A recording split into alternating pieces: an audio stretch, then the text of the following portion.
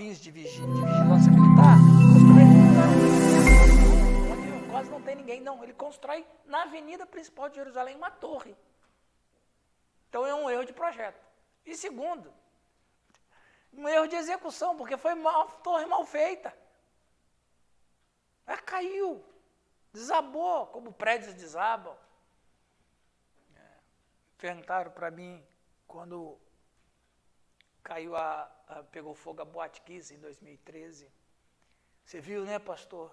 Quantas pessoas foram, todos eles eram pecadores, foram para o inferno. Eu falei, mas como é que você sabe que eles foram para o inferno? Você foi lá? Não, porque eles estavam, Deus castigou eles com aquele fogo, porque eles estavam fazendo coisa errada. Eu falei para ele, para a pessoa, eu falei, olha, se um carro cheio de cristão morrer, você também vai dizer que eles morreram porque estavam em pecado? Eu falei, meu irmão, acidente acontece, tragédias acontecem. Ou aquelas pessoas que morreram em Brumadinho, morreram porque eram mais pecadores do que todos os outros da cidade. Não. Então, o que Jesus está dizendo aqui? Acidentes acontecem. Não tem nada a ver com maldição, não tem nada a ver com nada, tem a ver com imperícia. Muitos acidentes acontecem por imperícia e por imprudência. Aí ele conclui dizendo a discussão, dizendo o seguinte, mas tem um detalhe. Todos têm que se arrepender de seus pecados, porque todos são pecadores. Essa é a maior tragédia. E essa é a lição que Jesus encerra com aqueles curiosos teólogos da crendice popular, dizendo o seguinte, é necessário o arrependimento, porque, na verdade, todos são pecadores, e se não tiver arrependimento, perecerão eternamente. Né? Então, nós estamos vivendo essa pandemia aí, tem a ver com Deus está amaldiçoando? Não, infelizmente, são coisas que acontecem. Agora, Deus pode usar? Não, Deus pode usar, mas não significa que as pessoas que morreram por causa do Covid eram pecadores, né? O que morreu de pastor de Covid, né? Então, todos eles eram pecadores, mais do que todos os outros pastores, né? Não é. Infelizmente, essas vidas se foram por um acidente biológico, vamos dizer assim. E quem causou isso, na eternidade, vai pagar o preço. Mas o importante é o que o Senhor fala, nós todos devemos cuidar, para que a gente não pereça na eternidade, né? Vamos orar, pedir a bênção de Deus. Senhor, obrigado por esse dia, obrigado por tudo que o Senhor Deus tem dado para nós, pelas suas misericórdias e graça. Oramos para que a gente tenha uma boa jornada nesta manhã, que o Senhor Deus ministre o nosso coração. Em nome de Jesus, amém. Nós vamos retomar ao nosso estudo. Você tem uma apostila, Elisângela? Tem? Então, vamos abrir ali na página de número 13, quando começa o período da monarquia.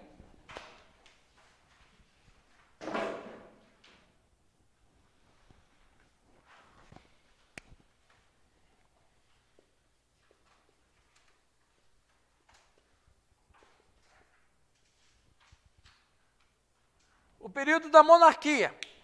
Na verdade, qual era o sistema de governo que imperava da nação de Israel? Teocracia. E eles abandonaram a teocracia e começaram com a monarquia, que foi em aproximadamente 1040 a.C., né? Eles, então, estabelecem a monarquia. Não era da vontade de Deus, mas Deus, assim, se convencionou a eles para dizer que Deus não deu chance, etc, etc, etc. Pois bem, aí vocês estudaram com o pastor Silvio sobre os livros de Samuel. Não é isso aí? A gente encontrou que a monarquia, quando ela começa em Israel, a vida espiritual de Israel estava fracassada, estava falida. A lâmpada espiritual era Eli, mas Eli já estava aposentado, recebendo o seu salário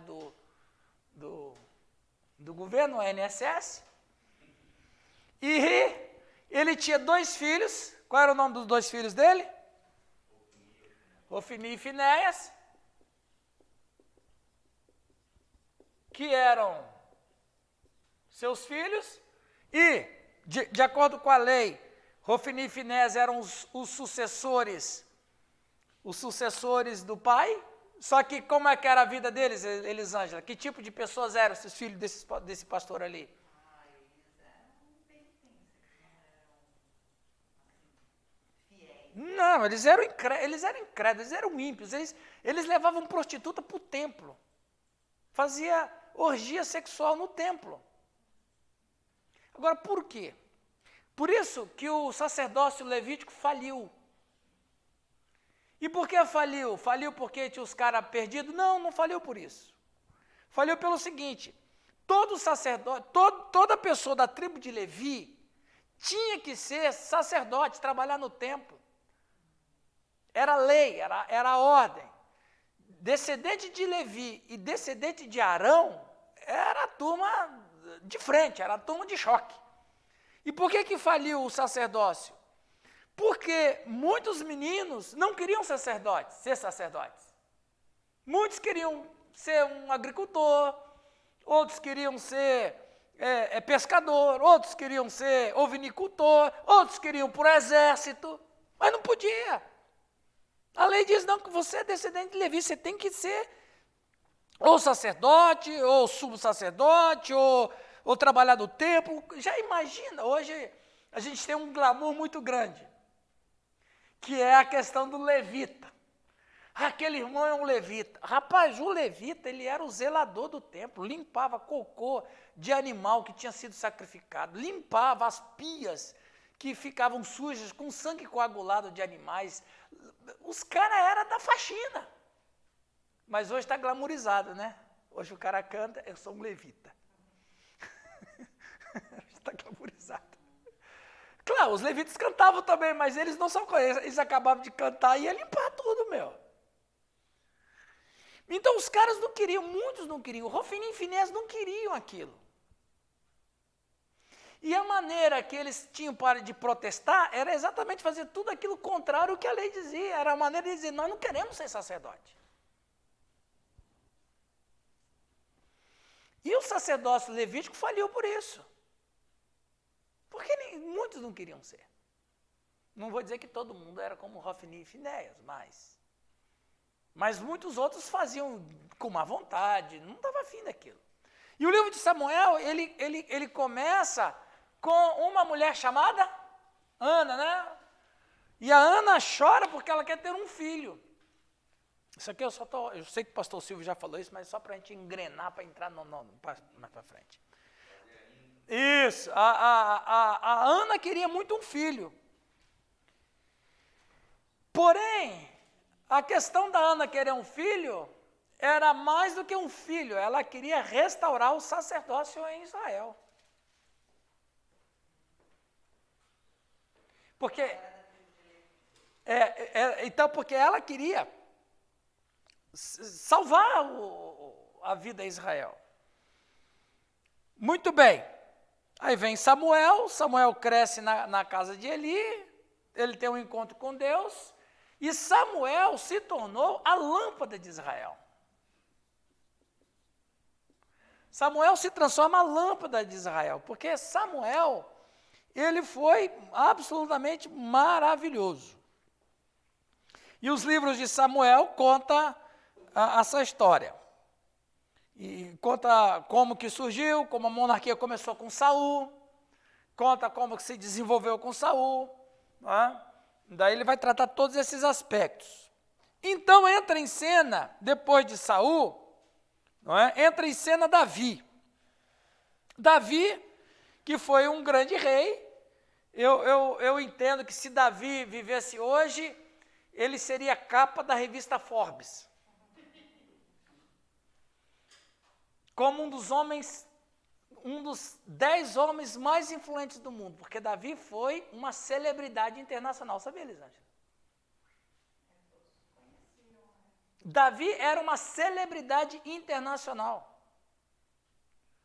Então, ele seria um cara hoje entrevistado, capa de revista para todo mundo, um cara que pegou uma nação tribal e transformou numa potência militar e e estendeu o reino. Criou uma capital, que a capital era em Gilgal, com Saul. Ele disse, não, vamos para Jerusalém. Ele constrói Jerusalém. Jerusalém é a cidade de Davi mesmo, porque ele construiu. Então, o Davi foi um cara fantástico, ele foi um visionário, foi um sujeito fabuloso, tremendo. Um guerreiro, um líder militar, um líder político. Ele era um homem apaixonante, romântico, porque para escrever música o cara tem que ser romântico. Ele escreveu dos Salmos, ele escreveu a maior parte dos Salmos, 73. Então ele era um homem romântico, apaixonante, apaixonado, literalmente apaixonado. Ele vivia, a vida de Davi era muito intensa em tudo, seja na batalha, seja dos relacionamentos amorosos com as esposas, as amantes, as namoradas, o seu relacionamento com seus amigos. Ele era um cara que vivia com muita intensidade. E até mesmo a sua vida com Deus era uma vida muito intensa. Então Davi era uma figura maravilhosa, tremenda, né? Ele levou respeito a Israel, ele fez o que era reto diante de Deus, né? E ele foi esse homem que muita gente fala mal dele porque ele cometeu o adultério e o assassinato, mas eu gosto de ficar com o que ele foi. Se Deus disse que Davi foi um homem que andou segundo o seu coração, se Deus falou isso dele, eu vou ficar com isso aí, né? Agora, quem quiser criticar Davi, fica à vontade. A gente fica... Porque, o que acontece? O que a gente aprende com as falhas de Davi, e graças a Deus as falhas dele estão registradas, mesmo que a gente pode apresentar como falhas, mas não falar, ó, tá vendo, ele não era tão bom assim, é que, de fato, a gente precisa tomar muito cuidado, o líder, principalmente o pastor, precisa ter cuidado com essa palavrinha aqui, ó. Poder. Existem três grandes obstáculos para um pastor, para um presidente, para qualquer pessoa que exerce liderança. Poder, dinheiro e sexo. Essa trindade aí é muito complicada. E eu vou dizer, dos três, o mais difícil é esse aqui. Por exemplo, você pega José. Qual foi a maior tentação para José? Foi a mulher de Faraó, de Potifar? Por mais que ela era linda, vislumbrante, tomava banho todos os dias em leite de cabra. Imagina a pele daquela mulher. Imagina o perfume daquela mulher. Aquela mulher tinha uma linguagem sensual tremenda, como qualquer egípcia. Mas ele resistiu porque o coração dele tinha temor a Deus. Tentação sexual para ele não era nada, por mais que ele era um rapaz vivendo com o seu corpo cheio de um jovem de 17, 18 anos. Mas, quando ele... exato. Quando chega os hormônios explodindo, quando chega a notícia que os irmãos dele estão ali, pronto, aí foi a tentação dele, isso aqui. Ele podia matar todos os irmãos e não dar nada para ele. Quanto tempo o José ficou, você sabe quanto tempo o José ficou lutando se ele matava ou não matava os irmãos dele? Não, depois que ele descobriu os irmãos. Ele ficou 1 ano e meio. Sim, porque o texto bíblico... Isso, não, ele ficou 1 ano e meio, porque os irmãos vieram, levaram as sementes, o caçula ficou, eles plantaram aquela semente tem que ser colhida, tem que ser tudo comido, para depois voltar para comprar mais, 1 ano e meio. E ele fica nesse 1 ano e meio, mata ou não mata, mata ou não mata. esse é o maior desafio para quem está na liderança. É o poder. Para ele não foi dinheiro e muito menos o sexo. Porque depois ele casa com a Zenate, que era uma baita de uma egípcia linda, maravilhosa. Dinheiro não era problema porque ele era o vice-governador do Egito. Agora, esse aqui, Rafael, esse aqui tirou o chão dele. Ele fica 1 ano e meio, mata ou não mata quando eles voltarem? Mata ou não mata quando eles voltarem? Mas aí ele, o Espírito Santo fala com ele, ele se dobra, chora, papá, se reconcilia, entende que foi de Deus e ppp. Ou seja, José espiritualiza a sua situação. Mas não vou falar dele que... Tem até um livro, né, professor, com esse título, Dinheiro, Sexo, Poder e Dinheiro, do Richard Foster. Sim, é um clássico. E daí o que acontece? O Davi, ele tinha, pode distribuir, ele tinha problema com o poder. Ah, não era o sexo? Ele tinha muita mulher. Não, mas o problema era aqui, não era aqui. Quando ele olha a Batseba, por que acontece? Ele olha para Jerusalém, que ele construiu, um homem com 52 anos de idade. Ele constrói aquela grande cidade. Tudo isso aqui é meu. Eu construí, eu fiz Jerusalém. Ele olha a mulher tomando banho, o que ele acha? Ela me pertence também. Eu posso, porque ela é minha. Aliás, todos os habitantes de Jerusalém são meus. Essa era a ideia dos reis.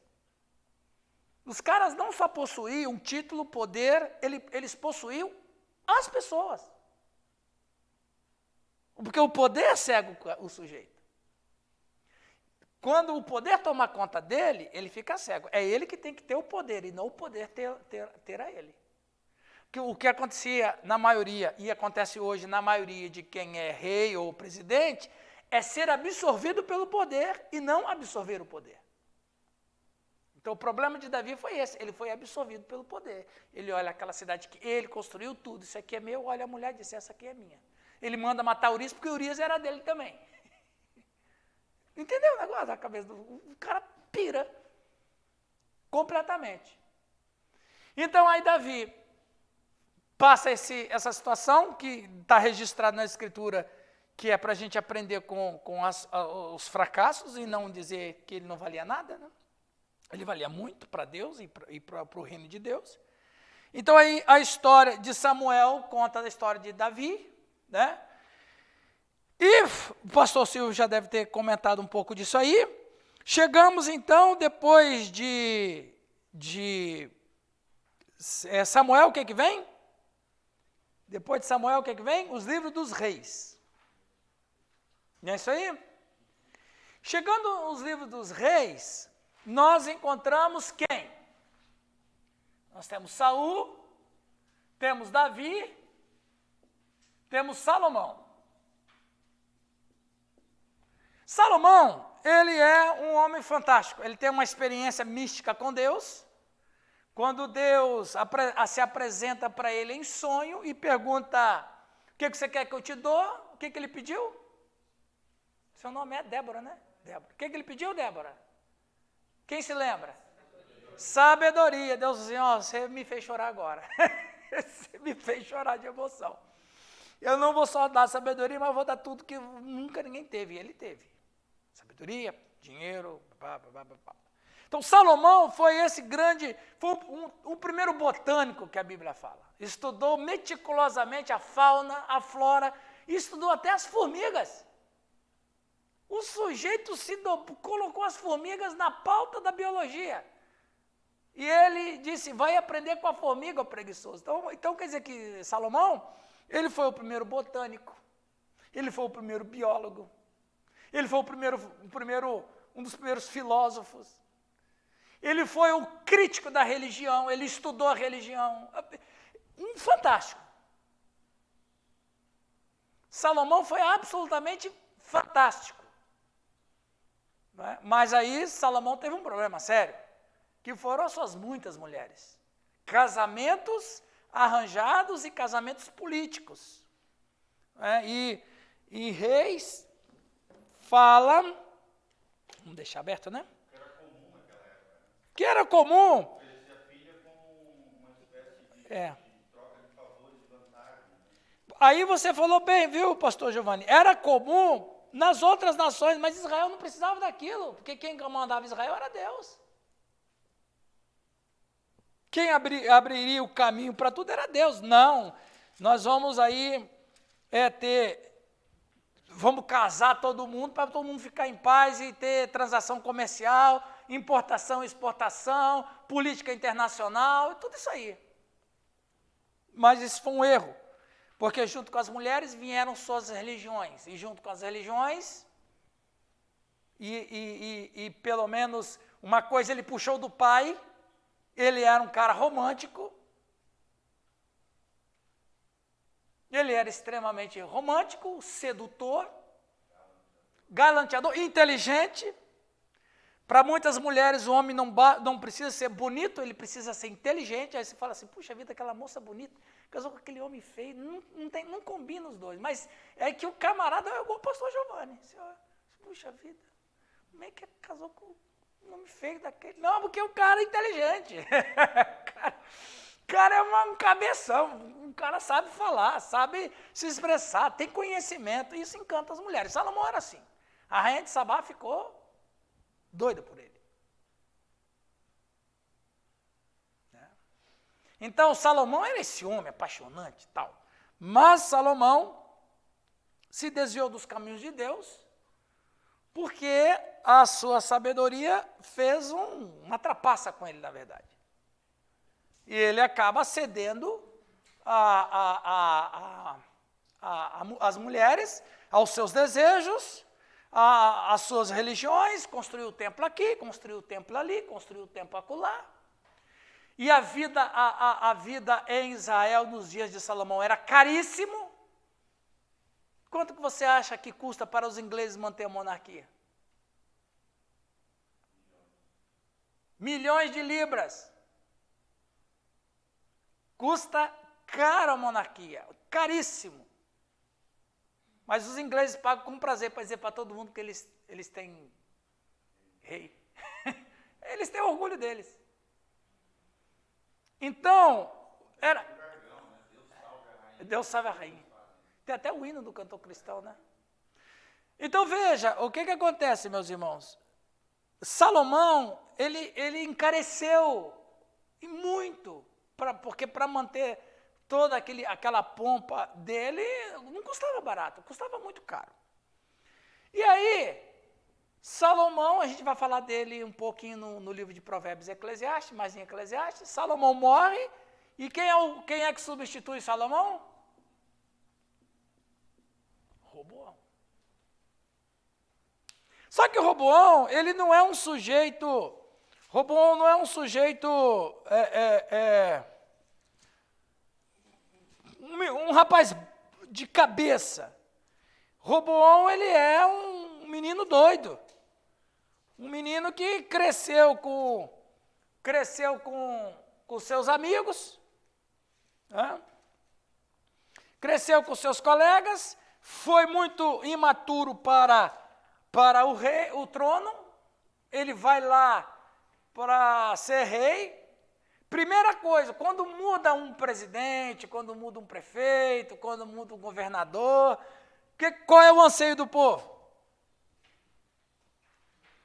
Mudança, melhorar alguma coisa. Não, agora nós vamos votar nesse prefeito ou nesse governador. Né? Por quê? Porque a gente espera, a população espera que alguma coisa vai mudar, a gente precisa disso. Quando mudava o rei, mudava as expectativas do povo. E aí vem duas pessoas lá do norte do país, dois líderes do norte do país, para conversar com o novo rei, Roboão. E quem vem de lá é o Jeroboão. Jeroboão, ele vem com o seu colega para conversar, para ter uma audiência com o rei, para ver se ele diminui o imposto, era muito alto, muito alto. O Salomão, para manter o reinado dele, o império dele, a monarquia, custava muito caro para o país, era muito caro. Aí, isso diz em 1 Reis capítulo 12, no versículo 4, diz assim: teu pai fez pesado o nosso jugo. Agora, pois, alivia tu a dura servidão de teu pai e o pesadelo jugo e o pesado jugo que nos impõe, e nós te serviremos. E ele respondeu: ide-vos, após 3 dias voltai a mim. E o povo se foi. Tomou o rei Roboão conselho com os homens idosos que estiveram na presença de Salomão, seu pai, quando este ainda vivia, dizendo: como aconselhais que responda a esse povo? Então você vê que era um menino, sem maturidade, sem experiência, sem tato. E eles lhe disseram, verso 7, se hoje te tornares servo desse povo e o servirdes e atendendo, falar boas palavras, eles se farão seus servos para sempre. Seja humilde, você é rei, mas seja humilde, atende o pedido deles, diminui o imposto, e eles vão ser servos seu para sempre. Porém, ele desprezou o conselho dos anciãos que lhe tinham dado, tomou o conselho com os jovens que haviam crescido com ele e o serviam. E disse-lhes: que aconselhais vós, que respondamos a esse povo, alivia o teu jugo que teu pai nos impôs? E os jovens que haviam crescido com ele lhe disseram: assim falarás a esse povo: teu pai fez pesado o nosso jugo, mas tu alivia-o de sobre nós. Assim lhe falarás: meu dedo mínimo é mais grosso do que os lombos do meu pai. Não tem juízo. Só que aqui tem um detalhe, que a gente tem que entrar na cultura para entender por que o Roboão ficou tão irado. Porque o Roboão ficou irado. Jeroboão. Jeroboão ficou irado. Ele diz...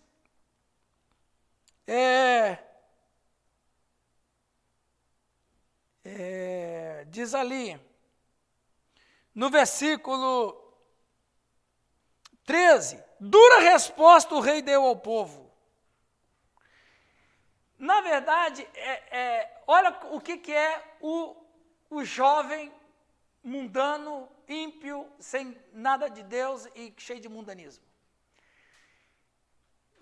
Na verdade, o que mais deixou Jeroboão e quem foi com ele humilhado, foi que ele falou, o Roboão, ele falou de maneira pejorativa sexualmente.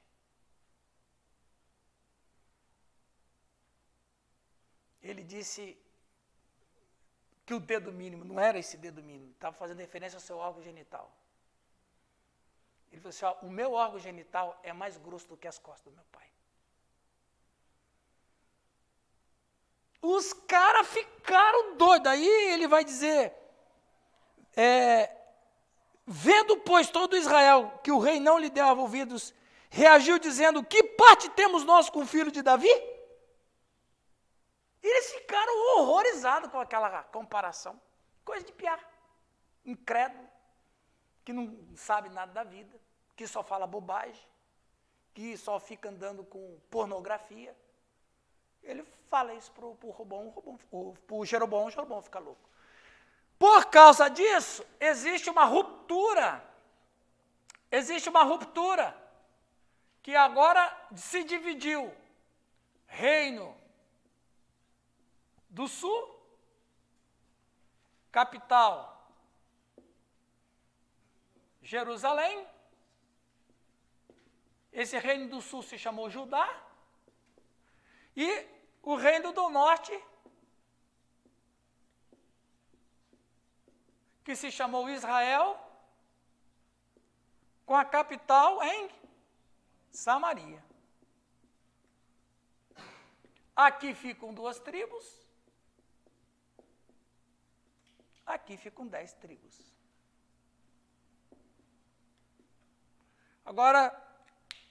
Agora está dividida a nação.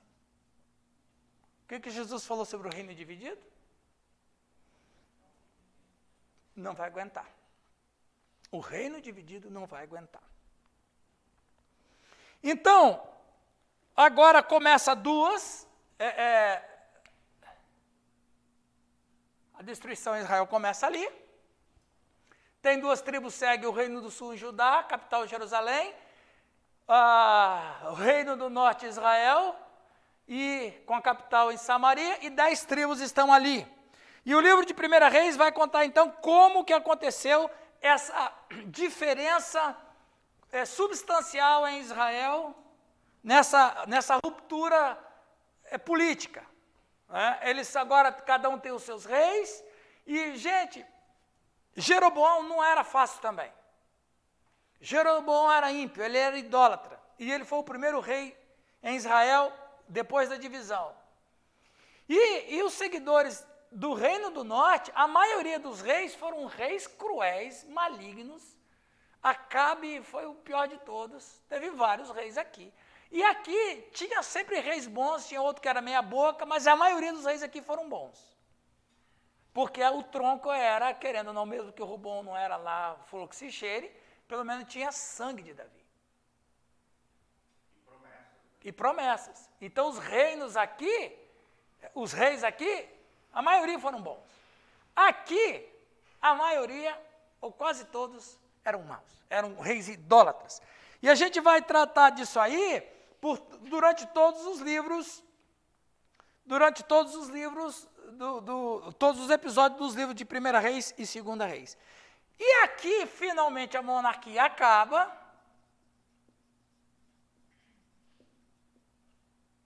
Ela acaba logo em seguida, num certo sentido, né? O Reino do Norte.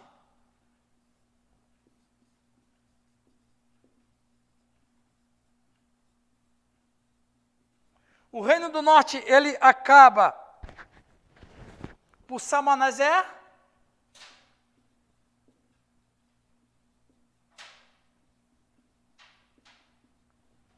Durou 209 anos. O Reino do Norte durou 209 anos, né? E o Reino do Sul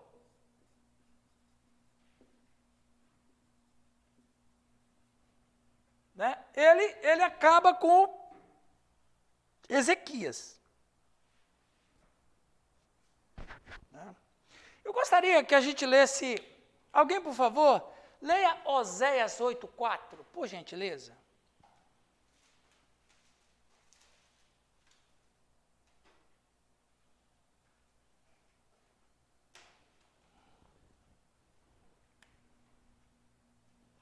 Alguém leia Oséias? Eles estabeleceram reis, mas não da minha parte. Constituíram príncipes, mas eu não os soube.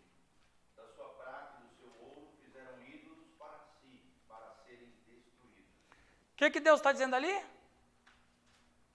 O que Deus pensou da monarquia?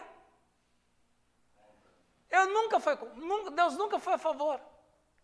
Tudo bem, Deus se convencionou a monarquia.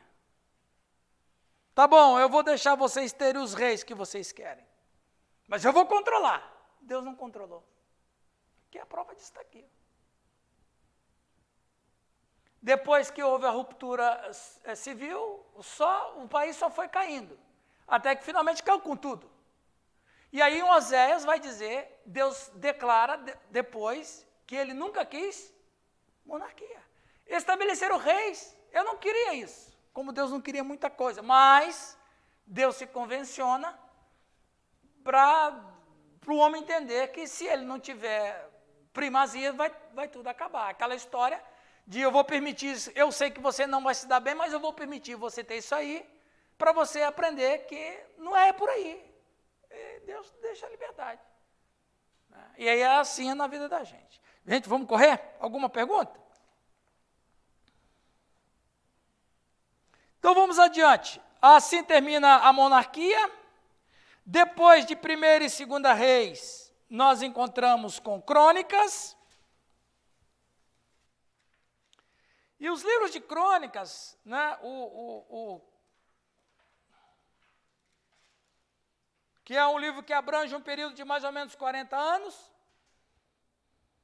O propósito é abranger as mesmas informações dos livros de Samuel e Reis, porém focaliza mais no aspecto sacerdotal da época. E por que 2ª Crônicas trata do aspecto sacerdotal? Qual era a função do sacerdote?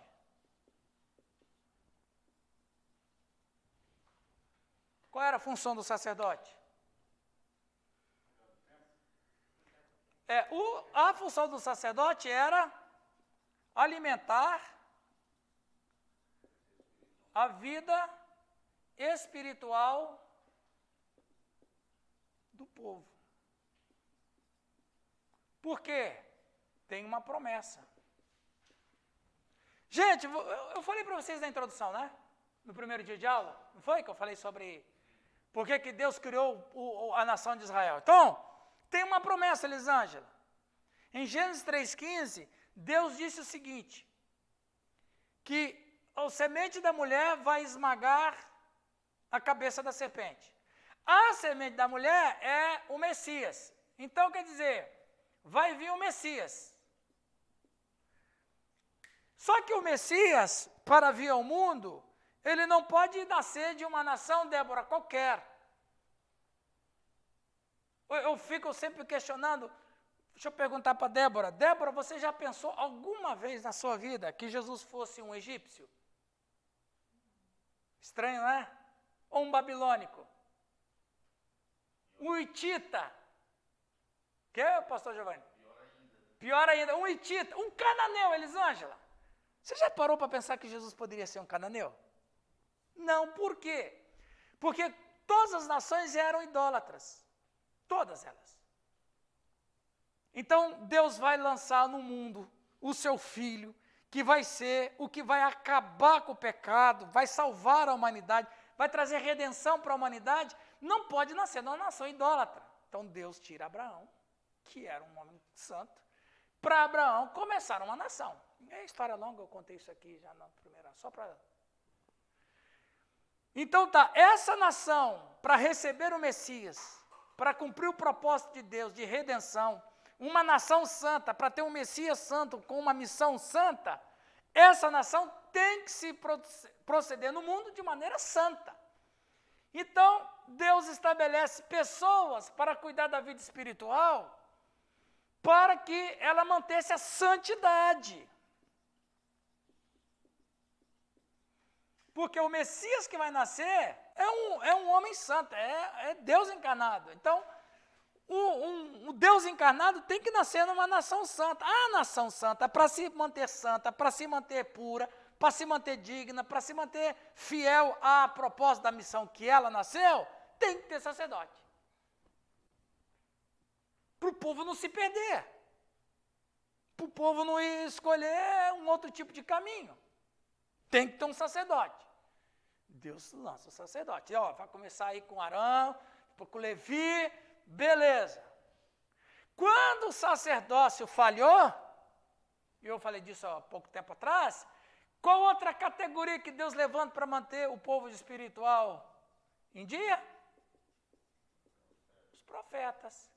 Quem eram os profetas? Os profetas eram homens de Deus que não tinham nenhuma ligação institucional. Por quê, João? Porque a instituição sacerdote, a instituição sacerdotal, vou botar aqui, ó, instituição. A instituição sacerdotal falhou, se corrompeu. Muitos sacerdotes recebiam, Elisângela, salário do rei, que era mau. Preste atenção, você quer manter um povo sob controle, Lari? Você quer manter, na mente de um governante, você quer manter o povo em controle? Dá religião para eles. Independentemente se eu sou ateu ou não. Quer manter o povo sob controle? Dá religião para eles. A pior coisa que o STF fez na quarta-feira foi tirar isso do povo.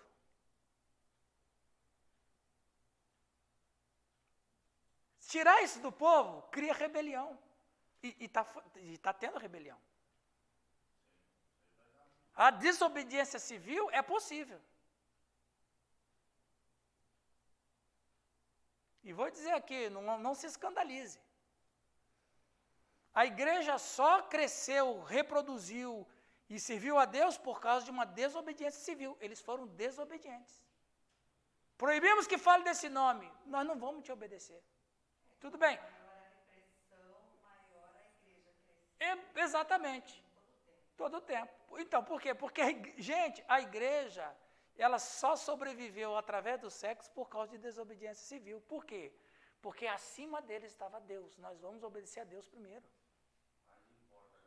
Mais importa agradar a Deus do que os homens. Ou seja, eu vou obedecer. Se a lei que o homem está criando me impede com Deus, eu vou desobedecer, então. Então, o governante sábio, inteligente, ele oferece religião para o povo. O que os reis, principalmente lá em Samaria, faziam que não eram? Veja, o templo ficava em Jerusalém. Vou desenhar uma igrejinha aqui, tá? Vamos dizer que é o templo. O templo ficava em Jerusalém. Oi? É, luteraninho. Só não põe uma cruz ali, porque é Antigo Testamento. Então, veja, o templo ficava em Jerusalém. Ora, o que os reis do norte faziam? Não, nós não vamos deixar o nosso povo ir para Jerusalém. Tem problema político o negócio. O que eles vão fazer lá? Eles vão para lá, para o templo, vão levar dinheiro, vão gastar dinheiro lá, vão fazer compra lá, vão no mercado de lá, vão lá na loja de roupa de lá, vão no shopping de lá. Então, o que os reis em Samaria, em Israel, fizeram no norte? Construíram aqui, ó, vocês podem adorar Deus aqui. Ah, mas aqui tem gente que adora Baal, não tem problema. Quem é que quer adorar Baal, constrói um templo para Baal aqui. Quem quer adorar Deus, tem um templo de Deus aqui. E o sacerdote que servia o templo de Deus ali, era o cara que era da folha de pagamento do rei. Entendeu o negócio? Faliu, gente. Faliu. Acabou. A instituição sacerdotal falhou, Deus levanta os profetas. Por que eles falavam tudo que falavam daquele jeito? Porque eles não tinham ligação institucional. Eu falo que eu sou livre. Eu sou livre.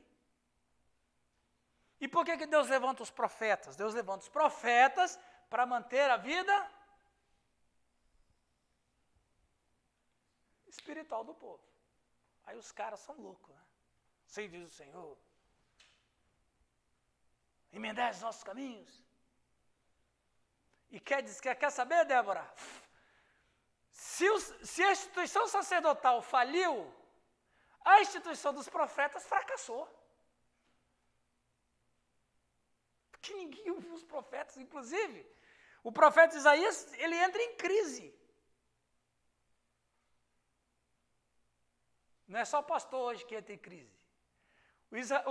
O Isaías entrou em crise quando ele faz uma pergunta para Deus: Senhor, quem creu em nossa pregação? Perdemos tempo. Lê lá Isaías 53. Então os profetas foram os caras mais certos que não deu certo em nada. Porque Nabucodonosor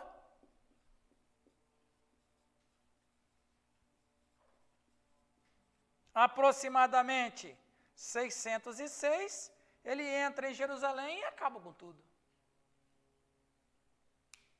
A chegada de Nabucodonosor em Jerusalém em 606 é a prova que os profetas falharam. Não que faliram. Aqui faliu, aqui falhou. E falhou não por eles. Falhou porque o povo tinha um coração duro. Ok? Está dando para vocês entenderem tranquilo aí, gente? Então, essa é a situação que a gente trata de 1 e 2 Samuel, 1 e 2 Reis, 1 e 2 Crônicas. Então, Crônicas fala muito sobre o aspecto sacerdotal.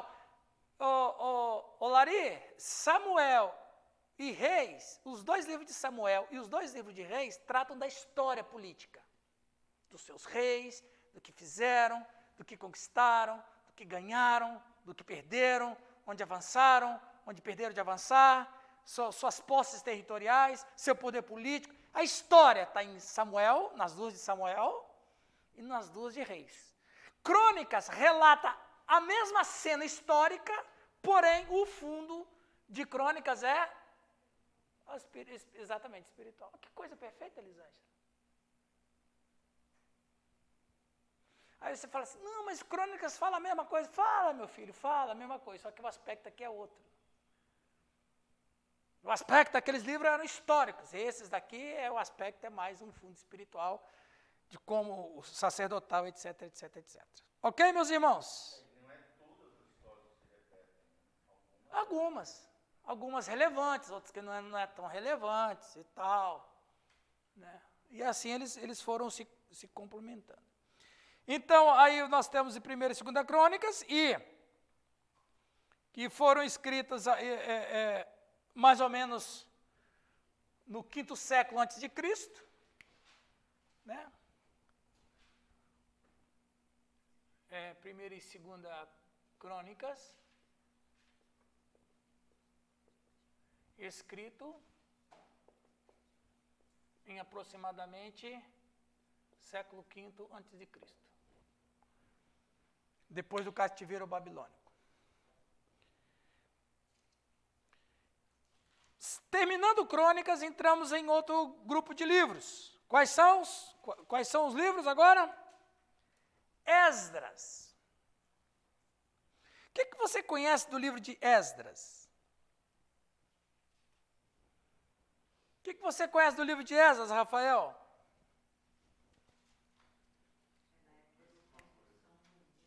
Ok. O que foi, Rafael? Hã? Você falou o que, Elisângela? Não, Esdras não, Neemias. Qual que trata o livro de Esdras? Quem lembra lá? Isso, Esdras.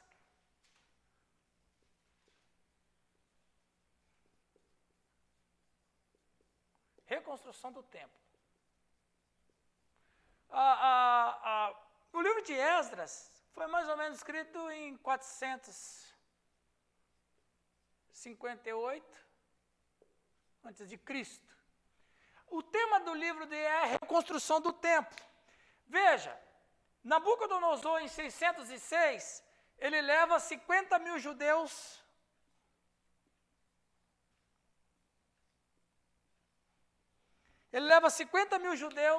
para a Babilônia. Mas não era velho igual eu e o pastor Giovanni. Levava jovens, igual o João, Rafael. Eles pegavam os adolescentes e jovens. Você sabe o que é uma nação perder a sua juventude? Perdeu tudo. Quantas mentes brilhantes não vêm de uma juventude? Médicos, cientistas, historiadores, filósofos, professores, profissionais nas mais diversas áreas, na mecânica, nas artes. Sonho. Você quer acabar com a nação? Acaba com os jovens. É o que está acontecendo. Hoje os jovens não são vitimados por uma invasão militar. Hoje eles são vitimados por ideologia.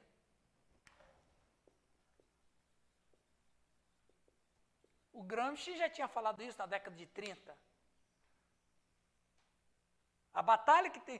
Não, vocês são muito estúpidos, vocês vão chegar lá para os comunistas, né? Os marxistas. Não, vocês ficam com arma, matando, isso não adianta, isso não é assim. A guerra é outra, é na mente, na filosofia, na ideologia. Então, a juventude de uma nação se perde na ideologia, na educação. Uma educação torta, desvirtuada da verdade, de conhecimento, de história, de ciência, de tudo. O que vale é a ideologia. Por isso que as nações, no Brasil, nós temos dificuldade. Mas, Nabucodonosor... Hã? Uns 13 anos e meio, né? Governo esquerdista, assim. Sim. Mudou a cabeça da nossa... Você pegar hoje, o jovem hoje que tem 25 anos, 13 anos atrás, ele tinha 12, 13. Propagou a agenda deles, né? A agenda gay, Sim, tudo isso acabou. Os caras pegam, quer droga, quer usar droga, quer fazer sexo sem limite. Autodestruição. Então, a nossa nação, se ela não reagir, e espero em Deus que reaja, com essas novas levas de jovens, a gente não temos futuro. Não temos futuro. Nabucodonosor leva os jovens para lá, acaba, só deixa, o que ele deixa em Jerusalém? Velhos, doentes e cadáveres. É isso que ele deixa. Uma nação literalmente destruída. Destruída. Sem liderança política, sem liderança religiosa, nada, zero. É só Jeremias que fica lá. Mas, a gente fala disso no livro de Jeremias. Essa turma vai para a Babilônia, imagina o mundo que eles conheceram. Com os jardins suspensos, considerado uma das 7 maravilhas do mundo antigo. Eles ficaram vislumbrados com o que eles viram lá. Dentre esses 50 mil judeus, jovens, quem é que estava lá? Os 4 mais famosos.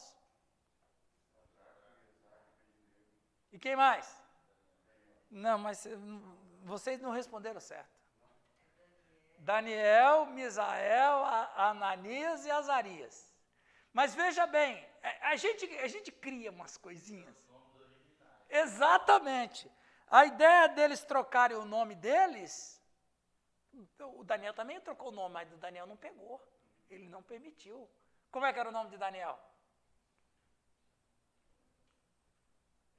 Beltesazar. Então, mas ele não, porque eles, na verdade, qual era o objetivo dos babilônicos? Era mudar a identidade civil com a identidade religiosa. Eu vou apagar o que você tem de religião e vou colocar a minha, que é Sadraque, Mesaque e Abednego eram nomes de divindades babilônicas. E Daniel, não, opa, isso aí não. Mas enfim, os outros, então, esses são os mais famosos, né? Eles vão para lá e ficam quantos anos lá cativos na Babilônia? 70 anos. Agora preste atenção, isso é importante a gente falar. Obrigado. Nós vamos terminar essa parte antes de tomar um cafezinho, para a gente ter, pode deixar esse aqui, não tem problema não, para a gente ter uma noção.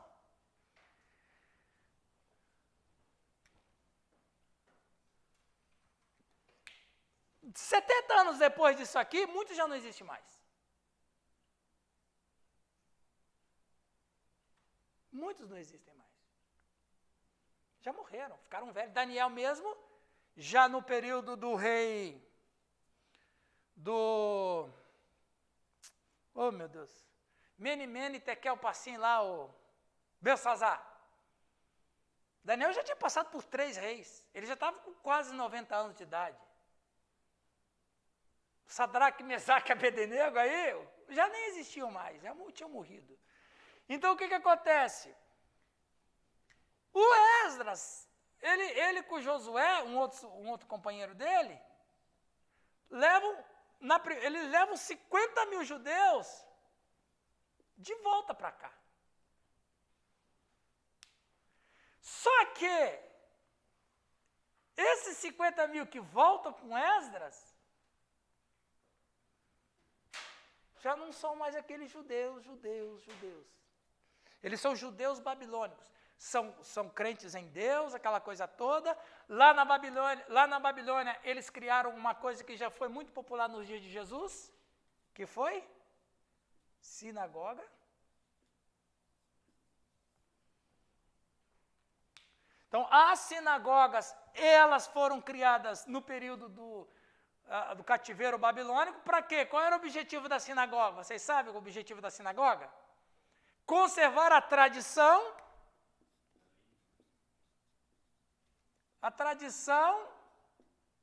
a cultura e a religião. Isso ainda Lá na Babilônia. E até hoje. Lá na Babilônia. Então, a sinagoga, eles tinham o quê? Conservar a tradição, a cultura e a religião. Por quê? Porque eles estavam numa terra pagã. A sinagoga, eu sempre falo que foi um consulado judeu na Babilônia. E quando eles voltam, esses 50 mil judeus que cresceram na sinagoga, Débora, o que eles levam de volta para cá? A sinagoga. E as sinagogas, elas têm uma importância tão grande na vida do judeu, que não somente nos dias de Jesus era muito popular, como até hoje tem sinagoga.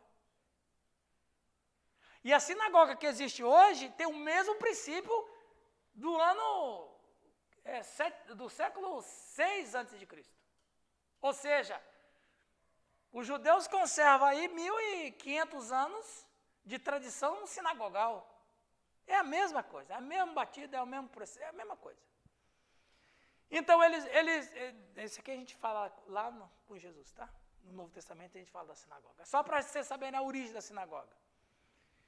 Aí eles chegam aqui para restaurar o templo.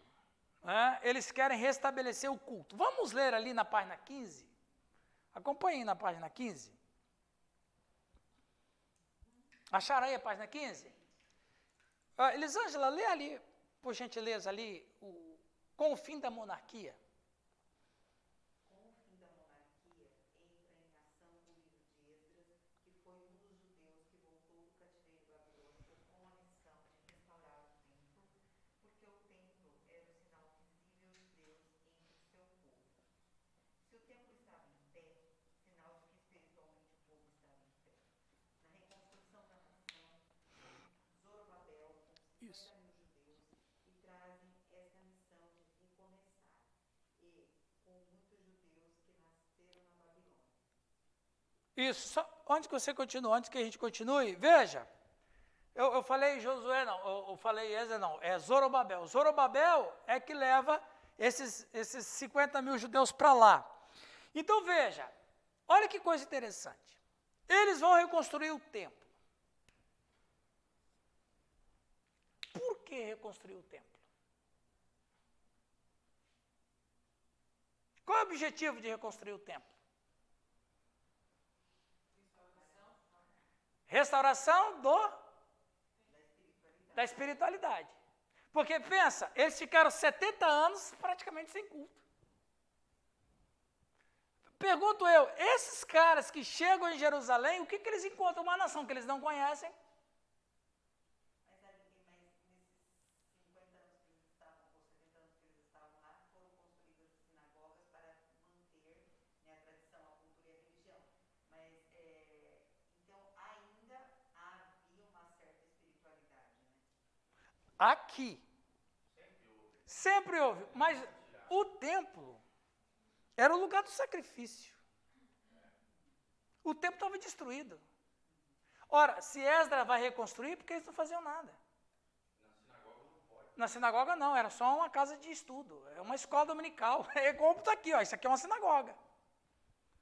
Só que eles, quando chegam lá, eles não somente levam aquilo que eles aprenderam, mas eles eram judeus que jamais conheceram a nação dos seus pais.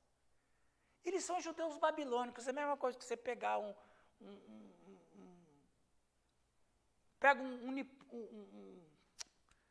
como é que é o descendente japonês que chega aqui? Um Nisei. A primeira geração é Nisei, né? E a segunda é Sansei. Você pega lá, vem um japonês lá dois japonzinhos, vem de lá, marido e mulher, vem para cá, vê como aconteceu, né? Década do século XX. Tem filhos aqui. Aí eles ficam aqui 30 anos.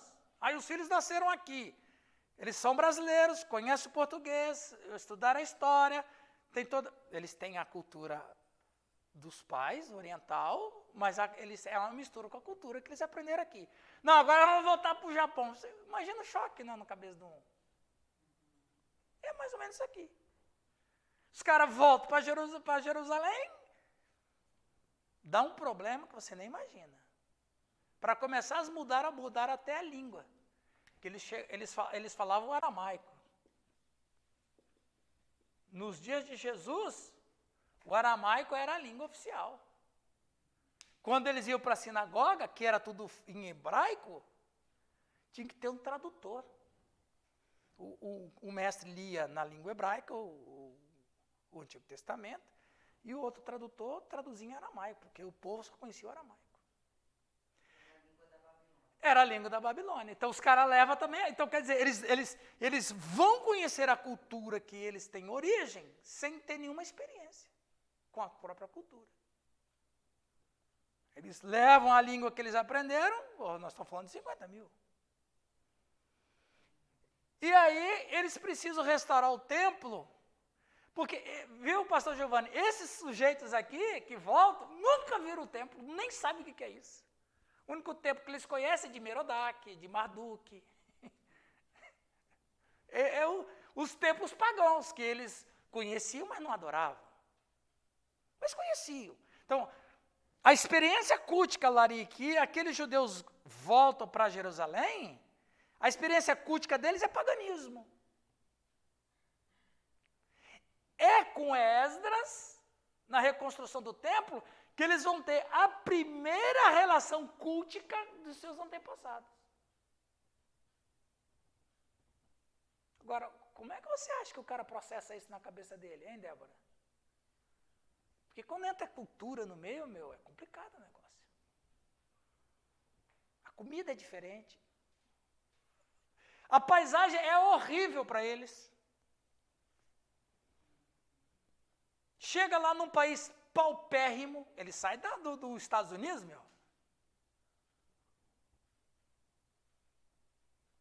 País paupérrimo.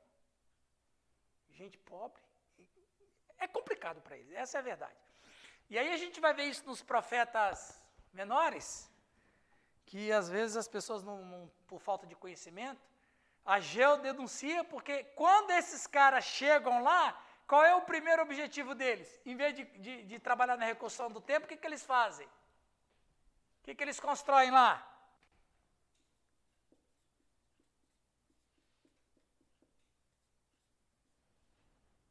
Casas chiques. Aí o Ageu falava assim, vocês estão pegando o salário de vocês? Em vez de vocês darem o dízimo para construir o templo, não, vocês vão construir a casa de vocês. Então a mente dos caras, eles não têm noção do que é isso. Do que? Assim, no sentido de que a cultura, a sociedade é baseada na língua e na religião. Diferente da nossa, uma cultura Totalmente. E aí, eu não quero falar disso, porque a gente vai falar isso nos profetas menores. Mas os profetas menores, os pós-exílicos, eles querem pegar, Lari, esses 50 mil que voltaram e botar eles como judeus mesmo. Quer dizer, eles nem tinham noção da importância do templo, porque a importância deles era... Eles não tinham experiência. Então, a primeira coisa que eles chegam na nação, o que eles vão fazer? Era para restaurar o culto, mas como eles não têm essa noção, eles vão construir a casa deles. Você vai mudar para uma cidade nova, o que você quer? Primeira coisa que você vai ver, João, uma casa. É natural. Você vai mudar de cidade. Primeira coisa que você vai fazer, não? É a casa. Primeira coisa que os caras chegam em Jerusalém, o que eles vão construir? A casa. Aí os profetas pós-exílicos, Ageu, Malaquias. Vocês têm que isso? Vocês estão roubando de Deus. Que muitas vezes a aplicação hoje não tem nenhum sentido. Por mais que se usam. Anacronicamente. Eu sou dizimista, acredito na lei do dízimo, na lei da graça do dízimo, sou dizimista, eu sou dizimista, creio no dízimo, temos que dar o dízimo, mas usar Malaquias não funciona. Porque a situação histórica era uma, a situação cultural era outra, e a situação emergencial era outra. Não que seja errado, mas você pegar Malaquias 3,10 e dizer que não dá certo para a igreja hoje do Cristo, não funciona isso. Você quer falar do dízimo? Eu tenho uma palestra sobre dízimo, mas o dízimo dentro do espírito do Novo Testamento que nós estamos vivendo. é melhor Mateus 23. Então, ok, mas é só para você ter noção, Débora. É profundo o negócio. A lei do dízimo hoje está aqui dentro. É o Espírito Santo que brota na gente, não é Moisés que brota na gente. Os caras querem botar Moisés. Não funciona, meu. Não funciona. Você vai falar que o cara não é dizimista? Ele é ladrão? Não funciona. A situação de Ageu e Malaquias era outra. Os caras, em vez de vir com esse propósito, estavam cuidando das suas casas. E acaba gerando mais condenação do que conscientização. Exatamente. O O sentido do dízimo da oferta é conscientização. conscientização é amor. Esse dia mesmo perguntaram para mim, pastor, o senhor não vai fazer envelopinho lá para a gente botar aquelas coisas? Não. Eu não creio nisso. Eu creio que o dízimo e a oferta é uma conscientização. É, Se vai escrever no envelope, se é dízimo, se é oferta, se é isso, se é aquilo, é uma questão sua com Deus. ué. Você tem essa consciência de Deus, você coloca nisso. ué. Estamos administrando a casa do Senhor, vamos administrar segundo o temor do Senhor. Isso. Vamos prestar conta. O trabalho é isso aí. Você quer dar o envelope, meu irmão? Fica à vontade, está aqui. Ó. Mas o que deve reger é o teu coração.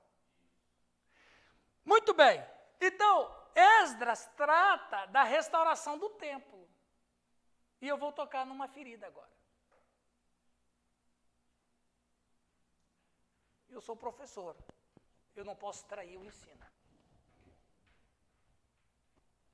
Eu não posso trair o ensino. O templo, e a Elisângela estava lendo, foi uma construção que Deus nunca quis. Deus nunca quis templo. Quando Davi tem aquele arroubo de preocupação com o templo, ele fala, Natã, vamos construir uma casa para Deus. Aí Deus, aquela noite, diz assim, não, se eu quisesse uma casa, eu já tinha pedido. Então, Deus nunca quis. Mas eu quero ler isso aqui, para a gente terminar a primeira parte da nossa aula. Débora, continua ali, número 1. A construção original com Salomão e que foi destruído por Nabucodonosor. Isso, primeiro templo de Salomão. O templo tem 3 fases. Vamos lá. Primeira fase. Com quem? Salomão. Quem destruiu? Nabucodonosor. Continua, Débora. A reconstrução com Esdras e este templo não tinha a arca da aliança, ou Urim e Tumim, o óleo sagrado, o fogo sagrado, as tábuas dos 10 mandamentos, os vasos com maná, nem o cajado de Arão. A novidade desse templo é que havia na sua corte exterior uma área para prosélitos, que eram adoradores de Deus, mas sem submeter às leis do judaísmo. Aí a segunda fase é essa que nós estamos vendo do Esdras. Espera aí, tem uma mudança aí, não tem? Já não é mais o templo de Salomão. Pela falta da... Tem algumas coisas faltando aí. Tem algumas coisinhas faltando aí que era importante. O que está faltando ali? Primeiro, a Arca da Aliança. O que é Urim e Tumim? Lembra o que é Urim e Tumim? Eram as pedras pelas quais Deus se comunicava com o sacerdote. Elas brilhavam. Não tem Urim e Tumim. Urim e Tumim, vocês sabem o que significa Urim e Tumim? Bom nome para colocar em filhos gêmeos, não é? Viu, João? Se você tiver filho gêmeo, já tem nome para os piazinhos, viu? Urim, Tumim. O que você está rindo aí, pastor Gilmar?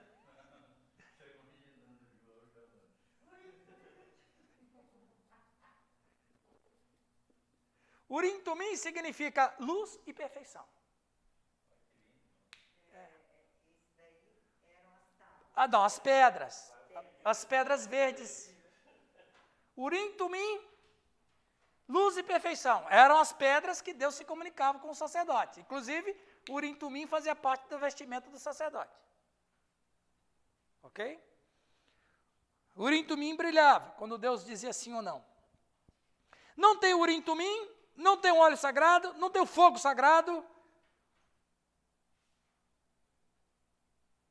As tábuas dos 10 mandamentos não tem, os vasos com maná não tem o cajado de Arão, mas tem uma novidade, uma modernidade.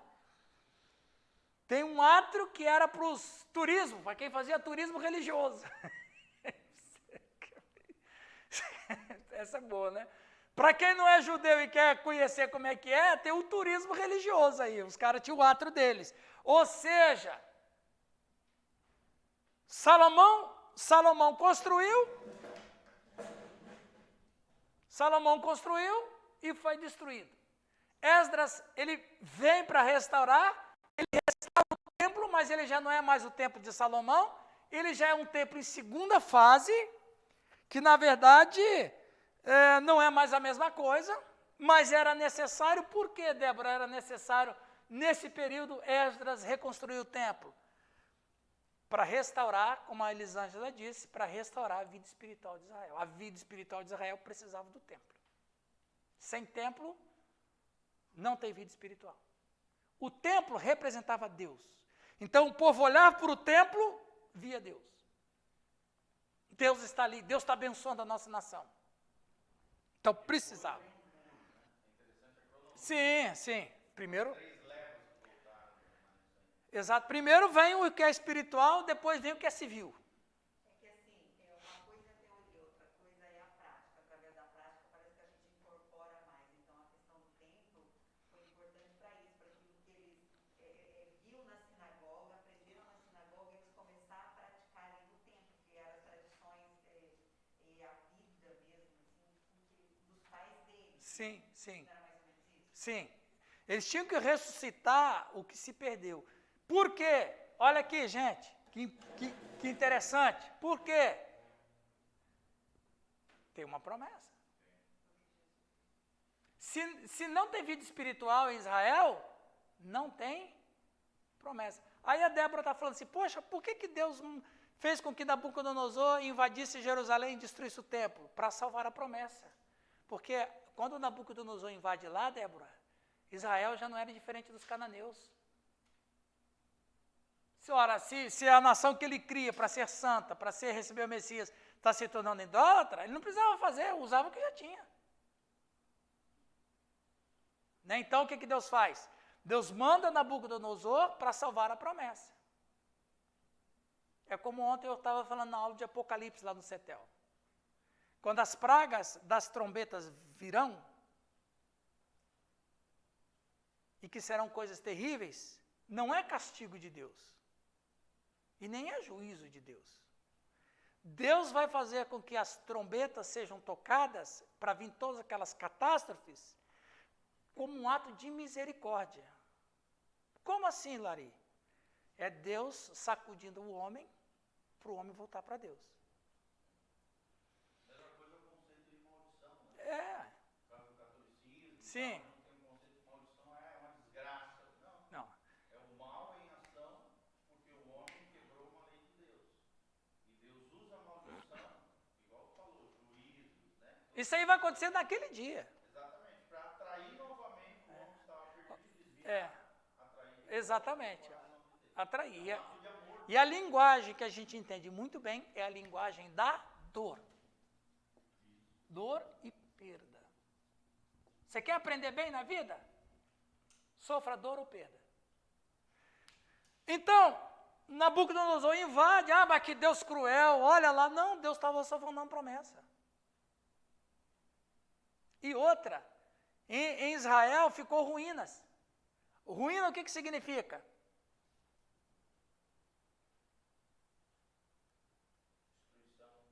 É a primeira coisa que a gente vem na mente. A ruína significa que nem tudo foi destruído. Você pode recomeçar. Agora, quando está destruído mesmo, não tem nada em pé. Se tem ruína, tem como reconstruir. O templo estava em ruínas, mas não estava destruído. A nação estava em ruínas, mas ela não estava destruída. Um casamento pode estar em ruínas, mas ele não está destruído. Das ruínas se levanta alguma coisa nova. Uma vida pode estar em ruínas, mas ela não está destruída. Como diz a Escritura, Deus não apaga a torcida que fumega e nem esmaga a cana quebrada. Está em ruína? Deus é mestre para restaurar. Então, essa é a perspectiva da ruína. Então, eu preguei uma vez sobre a bênção da ruína. O povo ficou quase louco comigo. Porque a primeira coisa é que você vê ruína, tem destruição. Não, a ruína é que tem uma coisa de pé. Ali o muro de Jerusalém estava em ruínas, mas não estava destruído. A vida do cara pode estar em ruínas, mas não está destruída. Às vezes está tudo destruído. Mas se está em ruína, fica mais fácil, né? Muito bem, e para terminar essa questão... Ih, rapaz, nós temos que tomar um café, senão daqui a pouco o João cochila aqui na minha frente. Para terminar o templo ali, então, Lari, lê para nós aí, você que está com mais sono. Lê ali no número 3. Nos 500 anos desde o retorno, o templo havia sofrido bastante com o desgaste natural e com os ataques de exércitos inimigos. Herodes, querendo ganhar o apoio dos judeus, propôs restaurá-lo.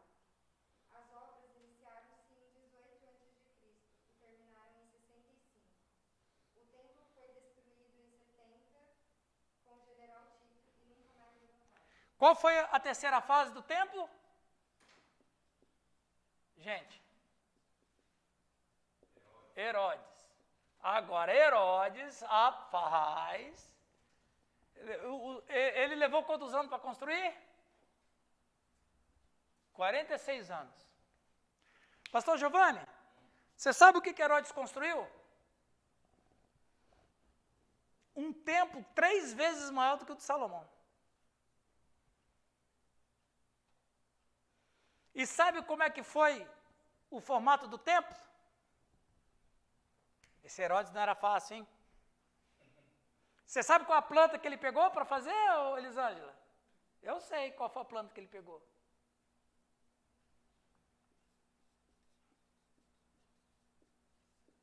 O templo de Cesaron, em Roma. Ou seja, o templo que Herodes construiu era uma réplica de um templo pagão. Sabe quantos funcionários tinha esse templo, pastor Giovanni? Não. 20 mil. Imagina uma empresa com 20 mil funcionários. Eles tinham 20 mil funcionários. Herodes tinha que pagar essa turma toda. Aí a gente entra no novo, a gente vai ver isso no Novo Testamento também, tá? Aí você vai ver lá aquelas cambistas, mesas que Jesus destruiu. O que é aquilo ali? Dinheiro para pagar os 20 mil funcionários. Mas é que a gente trata isso aí depois. Aí Herodes, ele constrói um templo que era uma réplica do Cesaron em Roma. Não sei se vocês sabiam. Sabia, João, que o Herodes, ele era compadre de César? Ele construiu Cesareia, cara. Uma cidade marítima lindíssima para agradar o César. Por isso que se chamou Cesareia. Ele era um cara que tinha muita linhagem política, ele tinha armação política com Roma. Ele constrói um templo em Jerusalém, uma réplica do templo de César, de Roma. Olha que coisa mais linda. Né? Muito bem, para concluir aqui a aula, uma palavra sobre templo. Sim, é uma questão política. E outra, para acabar com tudo, Elisângela, o sumo sacerdote, os sacerdotes, eram todos pagos por Roma. Moisés já não mandava mais. Deus já não estava mais lá.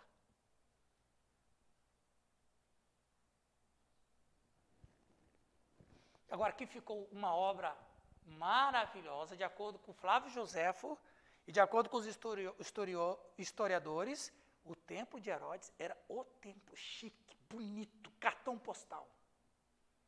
Uma obra, como é que a gente fala na... Sim, assim, mas quando tem uma obra bonita, um prédio bonito, como é que a gente fala aí? Exuberante, faraônica, extraordinária, uma coisa moderna, um designer. Um design moderno, uma coisa linda. Era o Herodes, o templo de Herodes, que acabou. Esse templo lá em São Paulo, da Universal? É do Herodes, eu não sei. Se é de Salomão, é de Salomão mesmo. Mas não deve ser de Herodes, não. Não, eu vi que fala das colunas, né? Aham. Então, esse aí que o Edir Macedo construiu é de Salomão mesmo, não é nem de Esdras e nem de Herodes. Ele pegou a planta lá com Salomão, ele pegou a planta lá com Salomão. Oi? Ele pegou o mesmo arquiteto de Salomão, só que ele fez o seguinte, só que o templo de Salomão, gente, ele tem ele é mítico, mas era pequeno. O do que o Edir Macedo fez é 10 vezes maior. Entendeu? Não tem nada a ver, não tem ligação nenhuma. Nada. Eu já fui no templo de Salomão. É. É uma igreja. É. Uma igreja que por fora parece um templo. Exatamente. Moderníssima, lindíssima. É a mesma coisa. É a mais bonita que eu já fui na minha vida, em termos de templo e tal. Mas É só a aparência exterior. a aparência exterior é do templo de Salomão, mas internamente É uma igreja como qualquer outra. é uma igreja americana. Vamos terminar no ponto 4. João, leia para nós. Você está com material aí, não? Ah, tá ali, o João é moderno, rapaz. Uma palavra sobre o tempo. Deus nunca quis tempo, mas se convencionou a isso. O fato de ser destruído 3 vezes é sinal de que Deus não queria mais porque em Cristo a casa de Deus somos nós. O templo cristão hoje é um local onde os cristãos se reúnem para adorar a Deus juntos, porque não queremos ficar na chuva, no sol, no frio e no calor. Mas não significa que é a casa de Deus. Se o templo exerce alguma função espiritual, será na mensagem que ele passa para as pessoas que veem o templo. Neste lugar se reúne um povo que tem esperança. Nem tudo está perdido. Um Deus vivo tem que morar numa casa. 1 Pedro 2,6. Então, o que acontece? Esse templo de Herodes, Nabucodonosor destruiu o templo de Salomão. No período interbíblico, Epifânio destruiu o templo de Esdras. E Herodes, Tito, no ano 69, sitiou Jerusalém. Em 71 ele invadiu Jerusalém e destruiu o templo. Tito, general Tito. Agora, eu pergunto, por que Deus nunca conservou o templo? Porque ele nunca quis. É a mensagem que Deus está dando. 3 vezes foi construído, 3 vezes foi destruído. Porque em Cristo cai a casa de Deus. Nós. Agora, claro, o prédio que a gente se reúne, você pode chamar de casa de oração, pode chamar casa de adoração, pode chamar-se de igreja, porque nós estamos lá. Mas falar que é a casa de Deus, nós somos a casa de Deus.